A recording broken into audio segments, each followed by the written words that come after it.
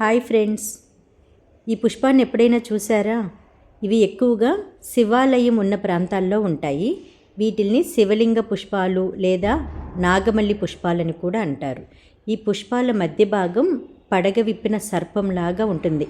నిజంగా ఎంత బాగుందో చూసారా? ఇక్కడ ఈ శివలింగ పుష్పాలు కొమ్మలకి పూయకుండా వెంట్రుక లాంటి భాగాలకి పూస్తూ ఉంటాయి. ఈ పువ్వులపైన నాగపడగ కప్పినట్టు ఉండి లోపల శివలింగాకృతిలో ఉంటాయి.